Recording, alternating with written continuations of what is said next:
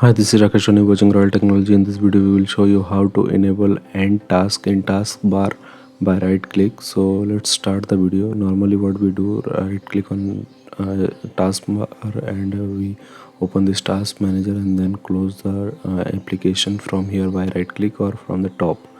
So we are going to enable this option. After right clicking on the application, you will see the end task option. So open settings.